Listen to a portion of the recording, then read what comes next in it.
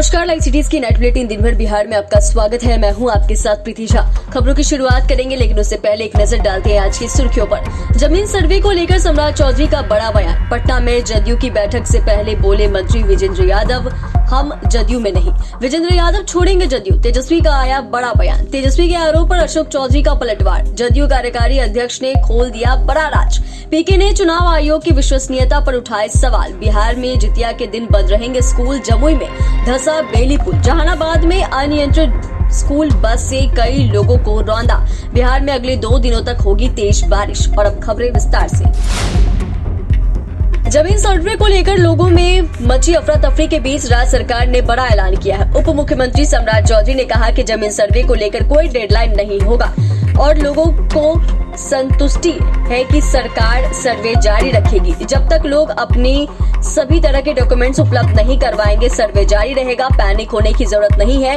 उप मुख्यमंत्री के इस बयान के बाद जमीन बंटवारे और अपडेट डॉक्यूमेंट्स लेकर अंचल कार्यालय, सीओ ऑफिस दौड़ रहे लोगों के लिए राहत भरी खबर है। इससे पहले मुख्यमंत्री नीतीश कुमार ने भी कहा था कि जमीन सर्वे का काम जुलाई तक पूरा किया जाए। इससे पहले 3 जुलाई को सीएम नीतीश कुमार ने कहा था कि जमीन सर्वे का काम जुलाई 2025 के पहले जरूर पूरा किया जाए। यह काम विधानसभा चुनाव के पहले हर हाल में हो। ऊर्जा मंत्री विजेंद्र यादव 2 घंटे में ही यू टर्न हो गए।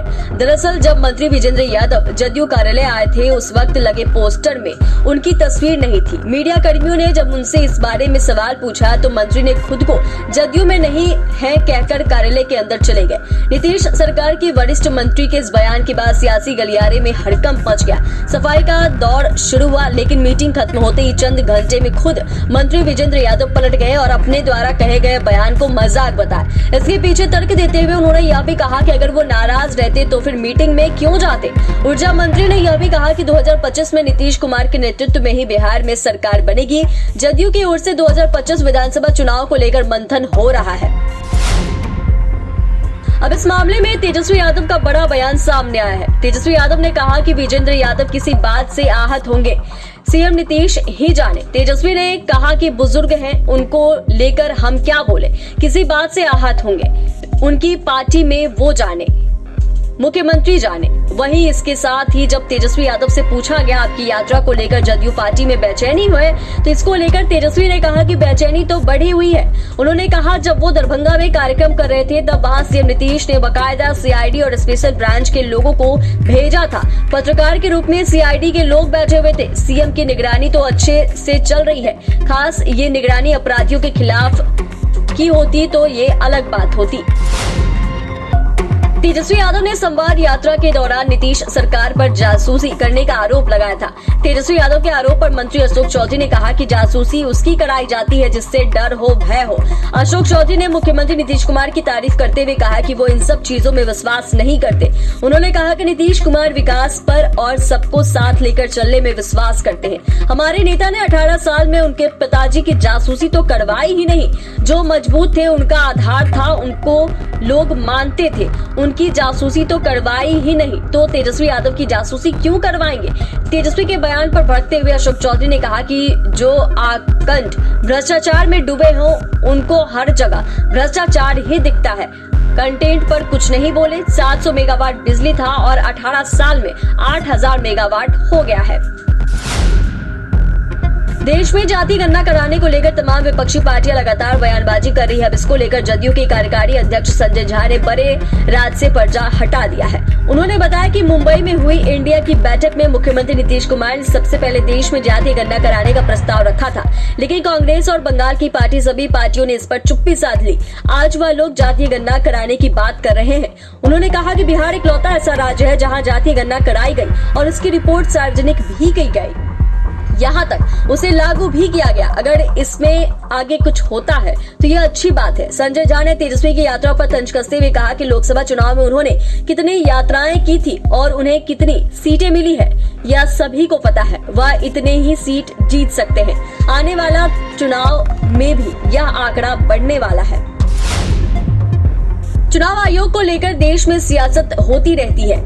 बिहार के राजनीतिक दल भी सवाल उठाते रहे हैं। इसी बीच चुनावी रणनीतिकार और जनसुराज के संयोजक प्रशांत किशोर ने भी चुनाव आयोग की भूमिका को लेकर प्रश्न चिन्ह उठाया है। प्रशांत किशोर ने मोदी सरकार में चुनाव आयोग की कार्यशैली पर गंभीर सवाल खड़े किए हैं। उन्होंने कहा कि मैं पिछले कई समय से इस बात को कह रहा हूं कि लोगों के बीच में ये छवि बन गई है कि भाजपा सरकार में चुनाव आयोग अपना काम स्वायत्त रूप से करने की बजाय केंद्र सरकार के एक विस्तारित अंग के तौर पर काम कर रहा है। आम लोगों में यह छवि बन गई है कि चुनाव आयोग सिर्फ वही करता है जो मोदी सरकार चाहती है। मोदी सरकार में हर चुनाव में चुनाव आयोग की कार्यशैली, निष्पक्षता और विश्वसनीयता पर लोग सवाल उठाते रहे हैं। केंद्र की भाजपा सरकार में चुनाव आयोग राज्यों के चुनाव में भी केंद्र सरकार के मुताबिक ही अपने निर्णय लेता है।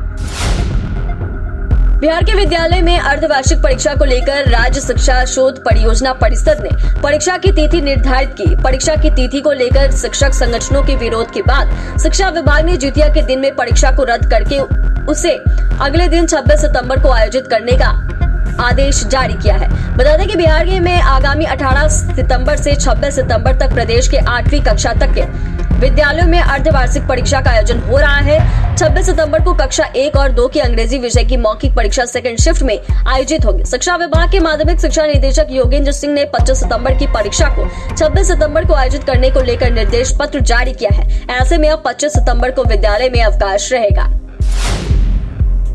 बिहार में एक बार फिर से पुलों के गिरने का सिलसिला शुरू हो गया। जमुई के सोनो प्रखंड के कोजवे पर बना बेली ब्रिज धंस गया। बताया जा रहा है कि बेली पुल पिछले साल ही नीतीश कुमार ने बनवाया था। जमुई में सोनो में बना ब्रिज पानी के बहाव में है। पुल का एक पाया धंस गया है। बताया जा रहा है कि सीएम नीतीश 1.5 महीने पहले इस पुल का निरीक्षण करने के लिए गए थे। तब उन्होंने सोनू की जनता से समानांतर पुल बनाने का वादा किया था। वहीं पुल के धंसने से सोनू प्रखंड के 18 पंचायत का सोनो प्रखंड मुख्यालय से आवागमन बाधित हो गया है। जहानाबाद में अनियंत्रित स्कूल बस ने सड़क किनारे खड़ी ऑटो समेत कई लोगों को रौंद दिया। इस हादसे में महिला समेत 6 लोग घायल हो गए। घटना नगर थाना क्षेत्र के बिजली ऑफिस के समीप की है। वहीं इस घटना से अफरा तफरी मच गई। कई लोगों ने भागकर अपनी जान बचाई। गनीमत रही कि स्कूल बस में एक भी बच्चे सवार नहीं थे। हादसे के बाद सभी घायलों को आनन फानन में सदर अस्पताल में भर्ती कराया गया, जहाँ 2 महिला की हालत गंभीर बनी हुई है। घटना के बाद बस चालक गाड़ी छोड़कर मौके से फरार हो गया। इधर घटना की सूचना पाकर मौके पर पहुंची पुलिस और स्कूल बस और क्षतिग्रस्त ऑटो को जब्त कर थाने ले गई। बिहार का मौसम इन दिनों खुशनुमा बना हुआ है। अधिकतर इलाकों में झमाझम बारिश हो रही है। मानसून ट्रफ और दूसरी मौसमी परिस्थितियों की वजह से अगले 48 घंटे बिहार के अधिकतर क्षेत्रों में अच्छी बारिश के आसार है। खास तौर पर दक्षिण मध्य, दक्षिण पश्चिम और दक्षिण पूर्व बिहार में अधिकतर स्तर पर सामान्य से भारी बारिश की संभावना है। इस दौरान कुछ एक स्थानों पर ठनका गिरने की आशंका जताई गई है। चैनल को सब्सक्राइब करें, फेसबुक पेज को लाइक करें। धन्यवाद।